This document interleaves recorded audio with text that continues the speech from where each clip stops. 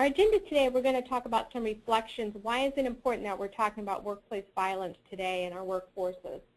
What are the sources of violence? What are the root causes of violence? How to minimize violence getting in the door? What to look for in terms of employee behavior that may be a concern?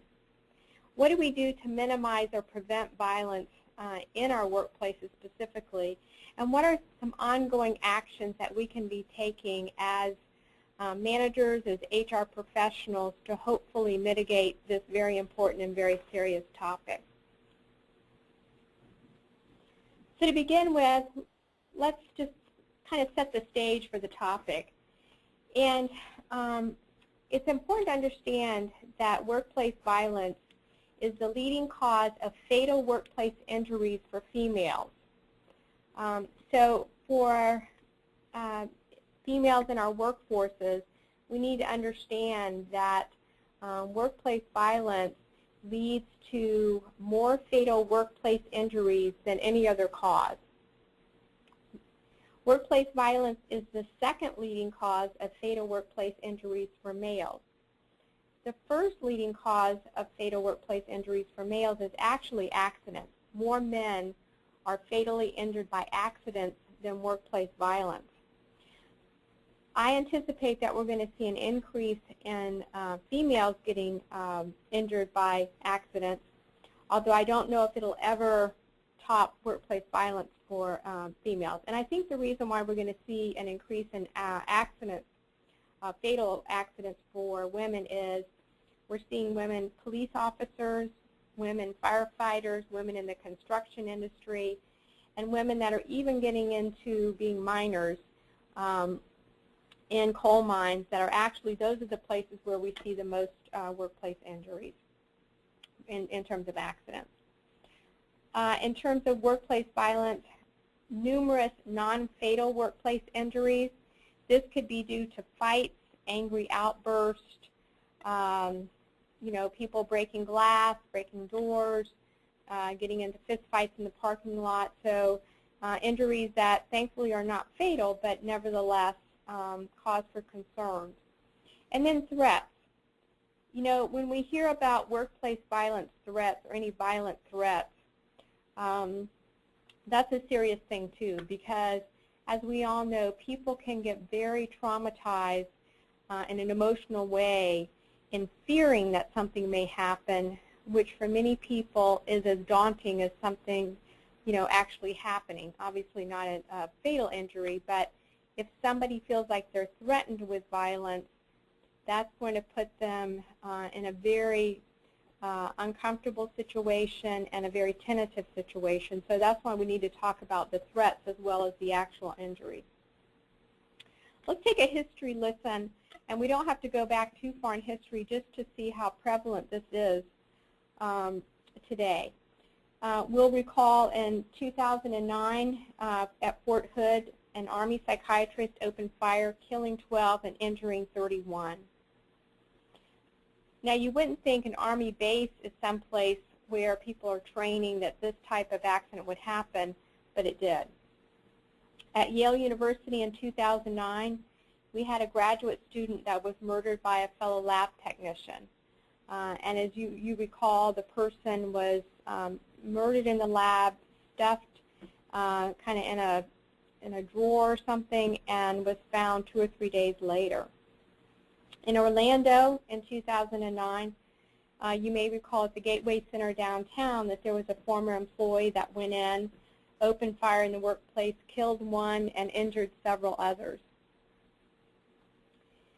In 2010, a gunman took 3 people hostage in the Discovery Channel headquarters in Silver Springs, Maryland, and this person was a customer protesting the programming that Discovery Channel was presenting. The gunman was shot and killed by police. Fortunately, all the hostages were okay. And then the most recent incident that we've heard about nationally is an individual fires into a crowd in Tucson, killing 6 and wounding 13. And this is the incident where Congresswoman Gabrielle Giffords was the target.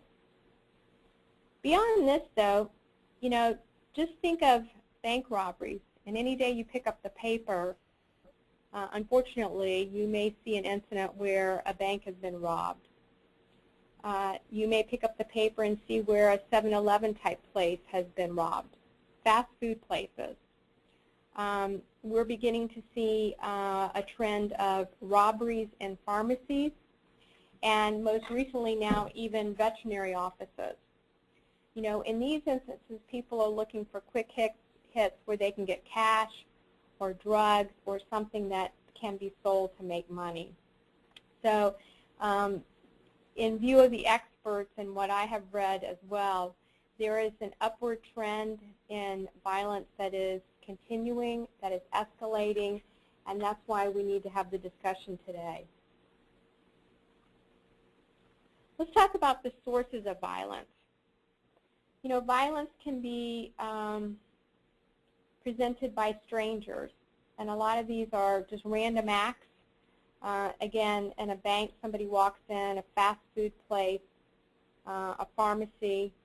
It can be a carjacking. It can be somebody that snatches somebody's purse. We know around the holiday time there were numerous reports in the media about making sure that you hide your packages, make sure that if you're going out into the parking lot because daylight savings was off and it was getting dark so early, that you have your keys handy, ready to get into your car.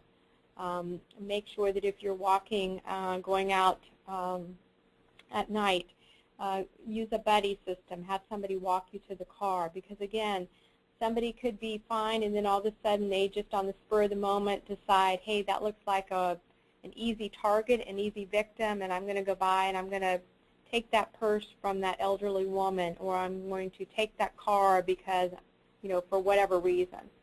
So these are by strangers, and again, if you look at the news reports, these types of violent actions tend to be escalating. Violence by our customers. Cable companies are seeing this. Again, banks. I know I used to work for an insurance company, and one of the products that we handled was work comp cases. And I remember during my tenure there, there were several incidents where a person's work comp claim would be terminated. The person was approved to go back to work by their physician, and the person didn't like that. They wanted their benefits to continue. And so they threatened violence in the workplace. And a little bit later in this presentation, I'll tell you some of the things that we did in order to try to mitigate that happening.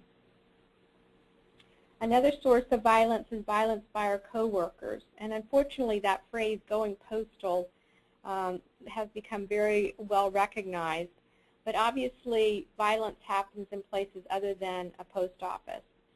And sometimes it's something that just, you could have an employee that comes in that day, well-meaning to just sit down and do their work, and all of a sudden something sets that employee off that results in either a violent action, overt action, threatening action, or something that just makes the person exhibit behavior that you would normally think this person would exhibit, but we just never know. And that's the whole point. You just never know who is going to exhibit this kind of behavior. And we're going to look at a profile of people in just a little bit.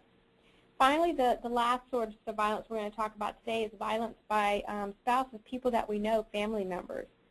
And unfortunately, if somebody is in a real contentious relationship that might have violent overtones, unfortunately, when that person leaves home, the violence follows them. And it can follow them into work.